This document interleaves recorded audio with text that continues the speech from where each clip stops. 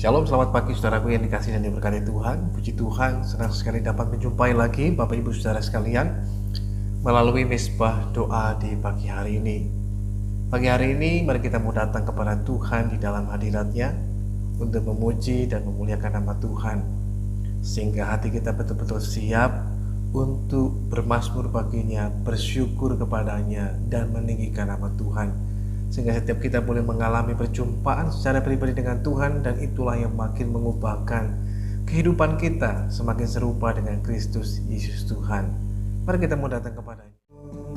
Saat ku berada di tengah gelombang, Kau ada di sana.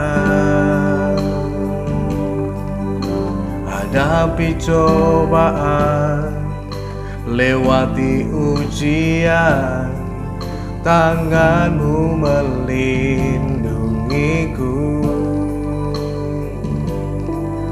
kasih-Mu menguatkanku. Kemuliaan-Mu Tuhan pasti nyata di tengah badai. Kau pertolongan dan pengharapan, Tuhan kemenanganku. Saat ku berada di tengah gelombang, saat ku berada di tengah gelombang, Kau ada di sana. Hadapi cobaan, lewati ujian, tangan-Mu melindungiku, kasih-Mu menguatkanku.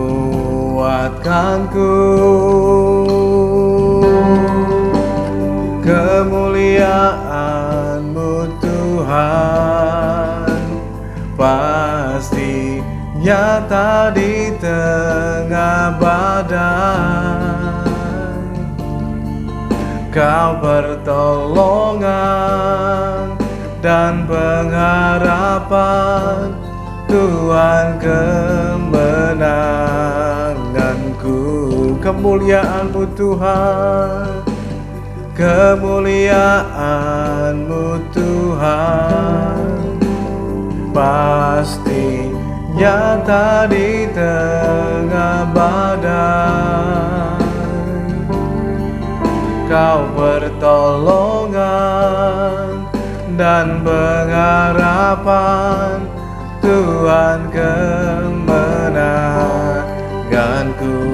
Kemuliaan-Mu Tuhan, kemuliaan-Mu Tuhan pasti nyata di tengah badai. Kau pertolongan dan pengharapan, Tuhan kemenanganku. Kau pertolongan, Kau pertolongan dan pengharapan, Tuhan kemenanganku. Kau pertolongan, Kau pertolongan dan pengharapan, Tuhan kemenanganku.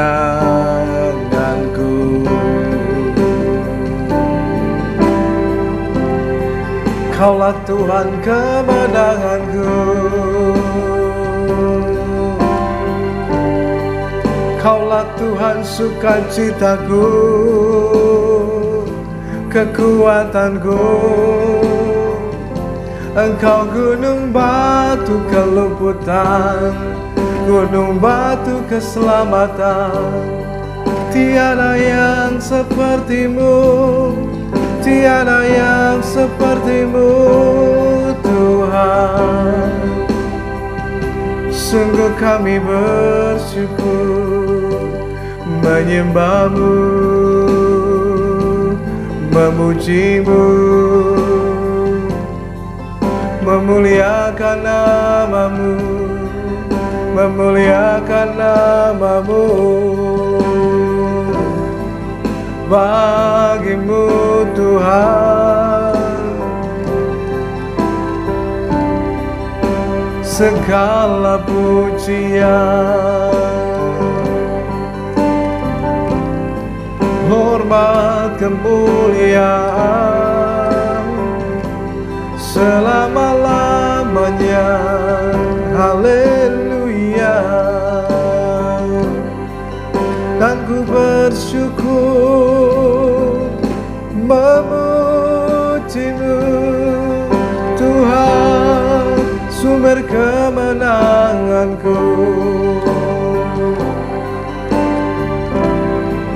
Terima kasih Tuhan, sebab kasih-Mu menguatkanku.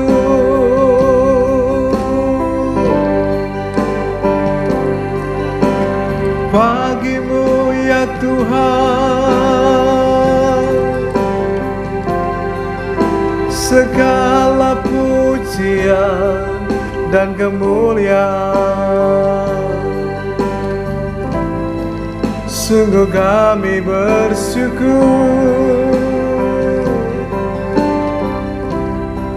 sungguh kami bersyukur. Haleluya,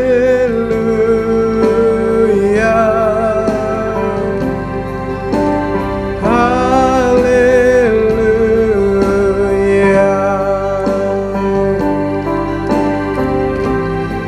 Kiara lamata kanana masih, kinara pata kanana namo. Sikinara patakana nama nama ya sandakana ya namo. Kiara lama lama lama lama. Sikinara patakana nama nama se.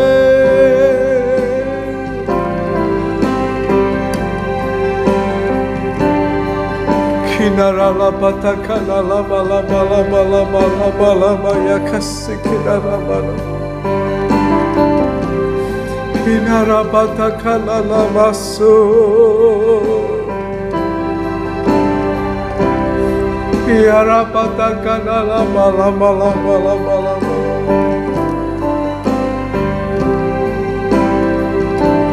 Sikinara lama takana lama ya nama ya se. Haleluya.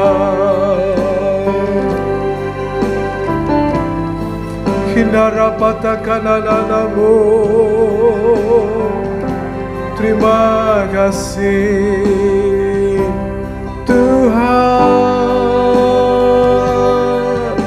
bagi-Mu lah segala hormat, pujian, kemuliaan selama-lamanya.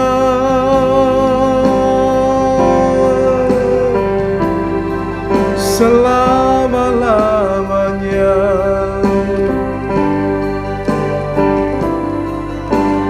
Haleluya.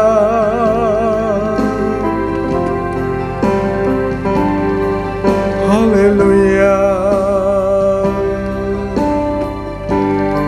Terima kasih Tuhan.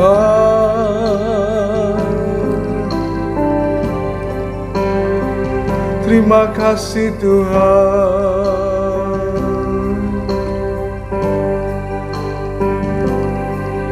Syukurku naikkan padamu.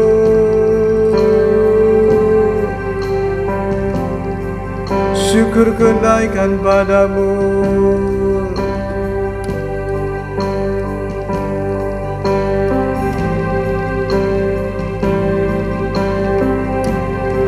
Syukurku naikkan padamu.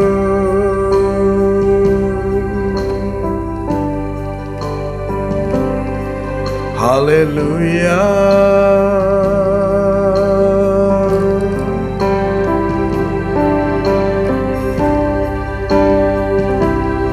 Terima kasih Tuhan.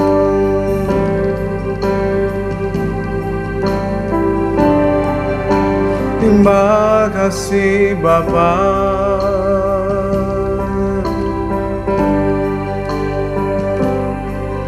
Ku naikkan syukur padamu, ku naikkan pujian bagimu Tuhan. Haleluya.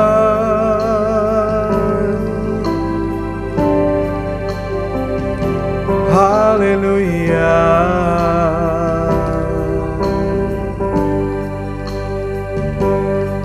Terima kasih Tuhan.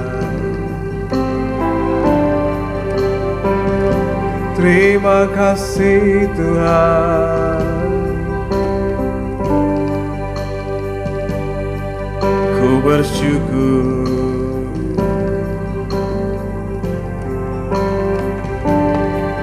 Ku bersyukur.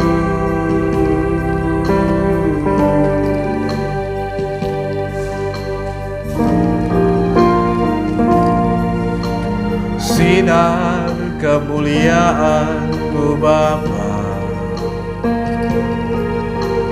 memenuhi sekelilingku. Ku rasakan hadirat-Mu, Kau tenggelamkan jiwaku. Ku ingin tetap tinggal bersama-Mu. Sinar kemuliaan-Mu, sinar kemuliaan-Mu Bapa memenuhi sekelilingku. Ku rasakan hadirat-Mu, Kau tenggelamkan jiwaku. Ku ingin tetap tinggal bersama-Mu. Ku ingin tetap di sini, menikmati bait-Mu. Ku ingin tetap di sini dan memandang indah wajah-Mu. Katakan lebih sungguh lagi, sinar kemuliaan-Mu Bapa. Sinar kemuliaan-Mu Bapa memenuhi sekelilingku. Ku rasakan hadirat-Mu, Kau tenggelamkan jiwaku. Ku ingin tetap tinggal bersama-Mu. Ku ingin tetap di sini. Ku ingin tetap di sini, menikmati bait-Mu.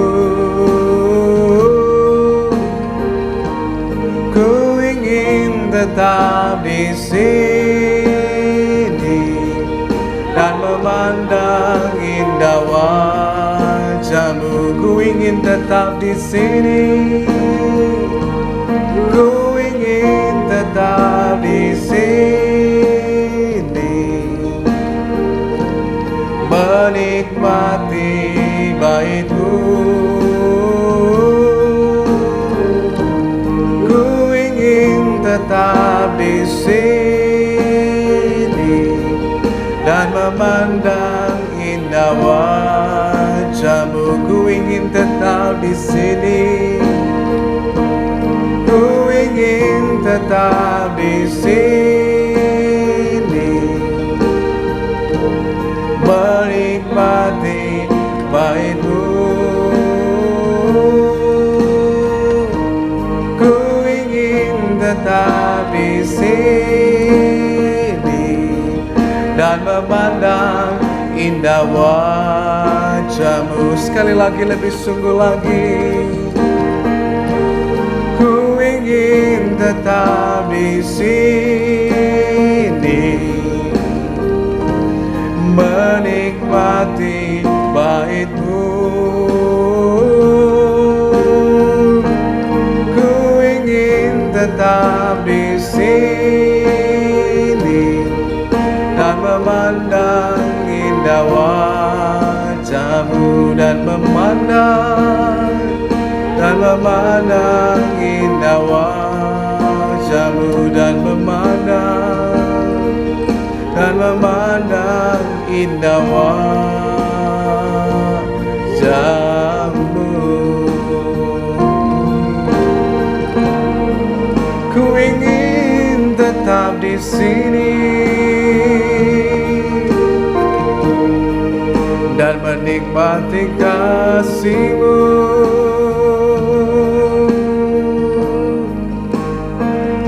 menikmati bait-Mu.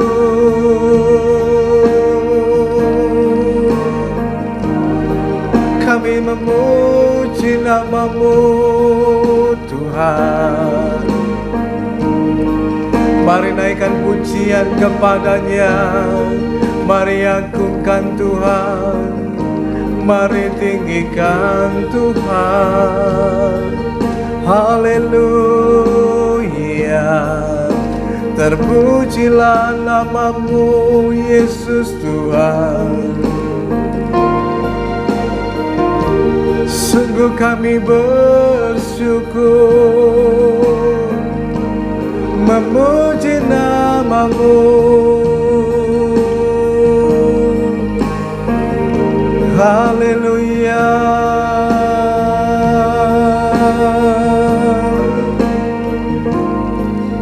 Terima kasih Tuhan. Terima kasih ya Bapa.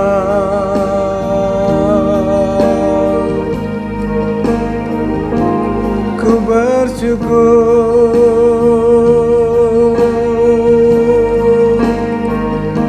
memuji-Mu,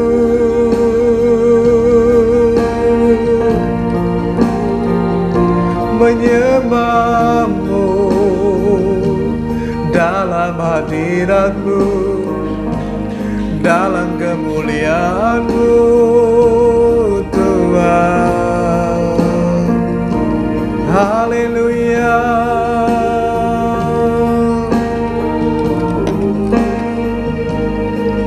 Terima kasih Tuhan. Haleluya.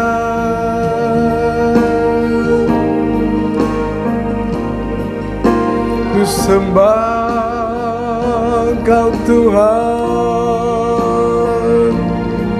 Biarlah hadirat-Mu memenuhi setiap kami. Dengan hadirat-Mu, dengan kasih-Mu. Haleluya. Kau rapatakan lama sikina rapatakan alamu, sikina rapatakan lama serapatakan alamu, sadala matakan lama ya se.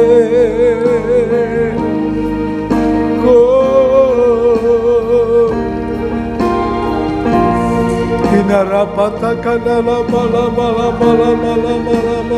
se. Sikenarapatakan lama ya se.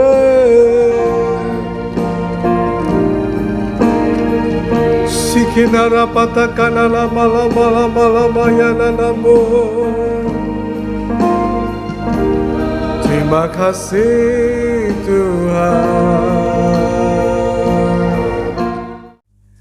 Amsal pasal yang ke-12 ayat yang ke-8 dalam pembacaan kita di pagi hari ini mengatakan buat setiap kita bahwa Setiap orang dipuji seimbang dengan akal budinya, tetapi orang yang serong hatinya akan dihina. Dalam terjemahan lain juga dikatakan bahwa yang mendapatkan pujian adalah orang yang paham, mengerti maksud dan rencana bahkan tujuan Tuhan dalam hidupnya. Tetapi hinaan datang bagi orang yang degil hatinya atau dungu atau keras kepala yang tidak mau menerima nasihat ataupun teguran. Nah, saudaraku dikasihi Tuhan, mari kita melihat bagian firman Tuhan ini. Yang pertama yang harus kita mengerti dalam kehidupan kita adalah betapa pentingnya dalam kehidupan kita memiliki hati yang baik. Hati yang baik adalah hati yang mau menerima perkataan Tuhan yang adalah sumber hikmat bagi kehidupan setiap kita. Akal budi kita itu mesti diterangi dengan firman Tuhan, sehingga kita memiliki akal budi yang baik, yang benar, yang sehat, yang berkenan kepada Tuhan. Dan itulah yang menjadikan kita menjadi pribadi yang bijaksana. Karena kita bertindak bukan ceroboh, gegabah, ataupun asal, tetapi semua didasarkan pada pengertian, pada pertimbangan akal budi yang baik, yang sehat, terutama didasarkan pada kebenaran firman Tuhan. Nah, oleh karena itu, yang pertama, saudara dikasihi Tuhan, mari belajar untuk memiliki hati yang baik. Kalau kita melihat bagaimana Tuhan Yesus memberikan perumpamaan sangat jelas, ada kualitas hati yang gak baik dan ada kualitas hati yang sangat baik. Dan tentu saja dua-duanya memiliki dua perbedaan yang jelas dan nampak. Hati yang tidak baik adalah hati yang seperti di pinggir jalan yang keras, seperti halnya di semak duri. Hati yang seperti halnya digambarkan sebagai di tanah yang penuh dengan bebatuan dan lain sebagainya. Bukan merupakan satu tempat yang baik untuk dapat menerima benih firman Tuhan. Bukan satu tempat yang baik untuk dapat menerima firman kebenaran. Sehingga benar, mungkin menerima sebentar, tetapi setelah itu firman Tuhan gugur dan lain sebagainya, sehingga tidak mendapatkan hasil apapun dari dalamnya. Nah, banyak orang percaya pun mengalami hal ini dalam kehidupannya, sekalipun mungkin sudah dengar firman Tuhan berkali-kali dan berulang kali, bahkan sudah mungkin bertahun-tahun, tapi tidak mengubahkan kehidupannya sama sekali. Mengapa hal ini bisa terjadi? Persoalannya adalah kepada hatinya. Apakah hatinya mau terbuka dan menerima firman Tuhan atau tidak? Apakah ketika firman Tuhan itu disampaikan, ketika dia membaca dan merenungkannya atau mendengarnya, dia mengeraskan hati atau melembutkan hatinya dan berkata, "Iya Tuhan, terima kasih itu firman-Mu." Firman Tuhan bukan hanya menguatkan, tapi juga terkadang menegur dan mengingatkan. Tapi disitulah yang membuat kita menjadi bijaksana, yaitu bila kita mau menerimanya. Dan untuk bisa menerimanya, kita mesti punya hati yang baik, hati yang lembut. Ibaratnya tanah, hati kita itu dibajak, dibersihkan. Nah, seseorang sebelum kemudian menggunakan tanah untuk dijadikan sebagai sebuah lahan yang baik untuk dijadikan media tanam, maka orang tersebut biasanya akan mengolah terlebih dulu tanahnya. Kalau tanahnya keras, itu mesti dibajak lebih dulu. Tujuannya apa? Supaya tanahnya menjadi gembur, menjadi lembut dan lain sebagainya. Setelah dibaca kemudian dibersihkan dan lain sebagainya. Kalau ada batu, ada sampah dan lain sebagainya, itu dikeluarkan sehingga betul-betul menjadi tanah yang siap untuk menerima benih, sehingga dapat menghasilkan sesuatu hal yang luar biasa, memberikan buah, memberikan hasil yang baik. Demikian juga kita dapat memiliki hati yang baik bila hati kita mau dilembutkan. Nah, Tuhan terkadang melembutkan hati kita lewat banyak hal. Lewat Roh Kudus, Tuhan juga bekerja untuk melembutkan hati kita, sehingga hati kita yang keras, menebal ini dapat dihancurkan, dilembutkan dengan kuasa Roh Kudus Tuhan. Tetapi Tuhan terkadang juga melembutkan hati kita lewat banyak hal, lewat masalah, kesulitan, dan pergumulan. Sebenarnya terkadang sebagai cara untuk membuat hati kita jadi lembut lagi. Hati seseorang yang keras kemudian terkadang melewat teguran sekali, dua kali lewat firman Tuhan, dia nggak mau dengar. Tapi ketika hatinya keras supaya dilembutkan, remuk hatinya, terkadang lewat kekecewaan, terkadang lewat masalah, pergumulan dan sebagainya. hatinya jadi hancur. Nah, hati yang hancur tidak dipandang hina oleh Tuhan. Sebaliknya itu menjadi satu hal yang baik supaya dia dapat menerima kebenaran firman Tuhan. Nah, Tuhan terkadang bekerja lewat banyak hal dan tujuannya untuk mendatangkan kebaikan bagi saudara dan saya. Terkadang lewat kesulitan, pergumulan, bahkan lewat hal yang mengecewakan, penolakan dan lain sebagainya, membuat hati kita jadi hancur. Nah, itu adalah momen terbaik supaya kita datang kepada Tuhan. Tuhan gak pernah pandang hina kita hati yang hancur, tapi disitulah menjadi satu momen, satu kesempatan yang baik. Tuhan membentuk lagi hati kita sehingga menjadi hati yang baik untuk siap menerima kebenaran firman Tuhan dalam hidup kita. Banyak orang yang mengeraskan hatinya sehingga tidak mau menerima firman Tuhan. Dia mengeraskan hatinya menjadi orang yang keras kepala, gak bisa ditegur, gak bisa diberitahu, gak bisa diperingatkan. Sehingga seperti halnya orang yang degil hatinya. Degil hatinya itu artinya hatinya keras. Hatinya seperti orang yang menebal atau mengeraskan hatinya. Sehingga keras kepala, tegar tengkuk, tidak dapat menerima teguran dan nasihat, bahkan bebal. Nah, mengapa hal ini bisa terjadi? Mengapa orang bisa menjadi degil? Karena 1-2 kali ketika orang tidak mau mengindahkan nasihat, tidak mau mengindahkan kebenaran firman Tuhan, tidak mau menerimanya, maka lama-kelamaan dia sedang mengeraskan hatinya sendiri. Nah, itu sebabnya membuat hidupnya tidak mengalami perubahan apapun. Firman Tuhan yang sebenarnya berkuasa untuk membuat transformasi, perubahan dalam kehidupan kita, seperti halnya tidak berdampak sama sekali. Bukan karena firman Tuhan tidak berkuasa, tapi seringkali karena hati kita yang keras. Sehingga firman Tuhan tidak mendapatkan tempat untuk firman Tuhan dia bekerja, berakar, bertumbuh, bahkan berbuah dalam hidup kita. Oleh karena itu, bagian yang pertama, miliki hati yang baik dalam hidup kita. Hati yang sungguh-sungguh dapat menerima kebenaran firman Tuhan. Bagaimana kita punya hati yang baik? Izinkan Tuhan melembutkan hati kita. Kalau dengar firman Tuhan kita berkata ya, cepat dengar, lambat berkata-kata, lambat untuk marah. Nah, dengan cepat mendengar itu akan membuat kita menerima, dan disitulah kita mengalami perubahan hidup. Firman Tuhan yang berkuasa menyelamatkan, mengubahkan jiwa kita, pikiran, perasaan, kehendak kita. Nah, kalau ada sesuatu hal yang keras dalam diri kita, ada batu, ada kotoran ataupun juga, itu segera kita cabut dan singkirkan dalam kehidupan kita. Kalau ada kepahitan, kekecewaan, ada mungkin juga hal yang lainnya yang ada dalam kehidupan kita yang itu bisa memiliki dampak yang tidak baik dalam hidup ini, segera kita singkirkan dalam kehidupan kita. Jangan menundanya, tapi segera kita keluarkan dalam hati kita, sehingga hati kita dalam posisi hati yang baik dan berkenan, sehingga siap untuk menerima berkat firman Tuhan. Yang berikutnya, memiliki hati yang baik adalah orang yang mau dengan terbuka menerima, sehingga hatinya tulus, hatinya jujur, hatinya murni, hatinya lurus di hadapan Tuhan. Nah, nggak punya perasaan-perasaan, prasangka-prasangka yang negatif terlebih dulu dalam kehidupannya, karena hatinya tulus, hatinya murni. Nah, segala sesuatu dalam kehidupan kita itu berawal dari dalam, kemudian itu akan mempengaruhi yang di luar kita. Terkadang mungkin secara sikap kita menunjukkan sepertinya kita memiliki respon yang baik, tetapi belum tentu dari dalam hati kita. Nah, sesungguhnya respon yang benar ditunjukkan pertama lewat dari respon hati kita mesti benar dulu. Nah, kalau hati kita benar, itu akan mempengaruhi yang di luar dalam hidup kita. Ada contoh yang menarik dari Injil Matius pasal yang ke-25 berkaitan dengan orang yang mendapatkan pujian dan ada orang yang mendapatkan hinaan ataupun celaan. Dalam Injil Matius pasal yang ke-25 berbicara tentang perumpamaan talenta.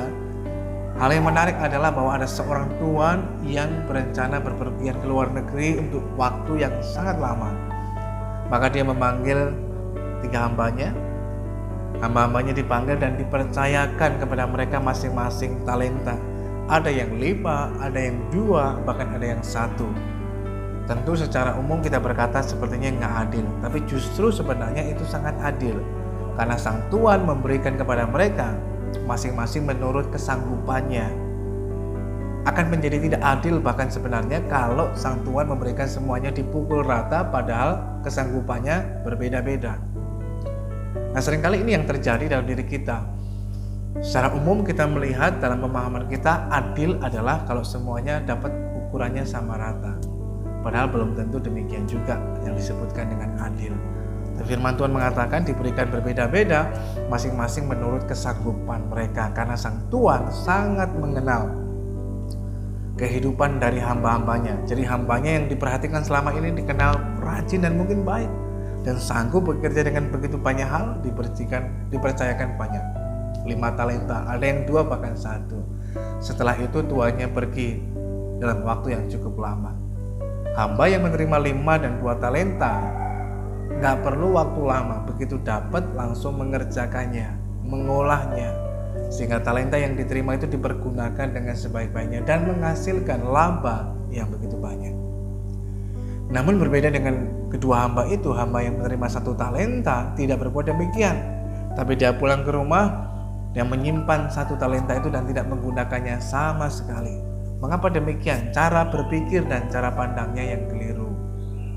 Dia lebih dulu berpikiran yang jahat, yang tidak baik dalam hatinya, sehingga dia tidak mau bekerja sama sekali.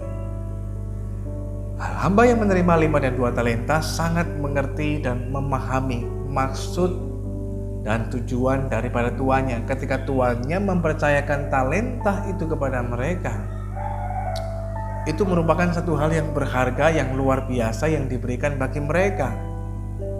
Nah, maka mereka paham ini bukan hanya sekedar diberikan cuma-cuma, tetapi punya tujuan agar mereka dapat mengembangkannya. Selama tuannya pergi tidak bersama dengan mereka, talenta itu yang dipercayakan supaya dikerjakan dan dikembangkan dan digunakan sebaik-baiknya. Maka mereka menggunakannya dan mereka mendapatkan hasil, dan ketika tuannya pulang mengadakan perhitungan kepada mereka, 2 orang ini mendapatkan pujian dari tuannya dan berkata, "Hai hambaku yang baik dan setia, baik sekali perbuatanmu." Maka bukan hanya mendapatkan pujian, tuannya juga berkata, "Masuklah dan turutlah dalam kebahagiaan tuanmu." Bahkan mendapatkan bonus yang luar biasa. Bukan hanya pujian, tapi juga mendapatkan bonus dari tuannya. Mengapa?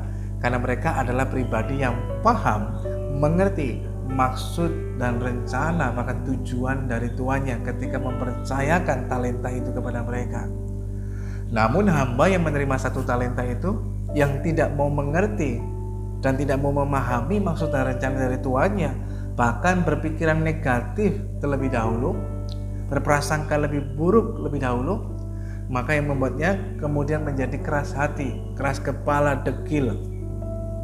Maka apa yang terjadi? Firman Tuhan mengatakan bahwa, "Hai hambaku yang jahat dan malas, kamu sudah melakukan ini dan lain sebagainya, maka sekarang akan dicampakkan di tempat yang gelap, yang terdapat ratap dan kertas gigi dan lain sebagainya." Nah, pujian diberikan kepada hamba yang sangat mengerti maksud dan tujuan dari tuannya. Tetapi bagi hamba yang tidak mau mengerti atau bebal, keras kepala, hanya bertindak sesuai dengan keinginannya sendiri, dengan cara berpikirnya sendiri, itu menjadikannya mendapatkan hinaan, cemoohan, bahkan hukuman. Nah, oleh karena itu, saudara yang dikasihi Tuhan, pagi hari ini lewat firman Tuhan, mari kita belajar jangan menjadi pribadi yang dungu ataupun degil ataupun bebal, keras kepala, tegar tengkuk, gak bisa ditegur, gak bisa diperingatkan. Orang Israel ketika dalam perjalanan sebenarnya tidak membutuhkan waktu 40 tahun lamanya untuk sampai kepada tanah perjanjian. Namun karena kedegilan hati mereka, kekeras kepalaan mereka, tegar tengkuk mereka, membuat mereka akhirnya apa? Mereka dihukum di padang gurun. Mereka mati dan mereka tidak bisa masuk ke tanah perjanjian. Karena kedegilan dan kekerasan hati mereka, mereka nggak bisa menerima firman Tuhan dalam diri mereka. Mereka keras kepala, tegar tengkuk. Gak bisa ditegur, gak bisa diperingatkan, gak bisa diberitahu, dan gak bisa menerima firman Tuhan. Akibatnya mereka mengalami kegagalan untuk masuk di tanah perjanjian. Itu menjadi sebuah pembelajaran bagi setiap kita. Sehingga dalam hidup ini mari belajar memiliki hati yang baik.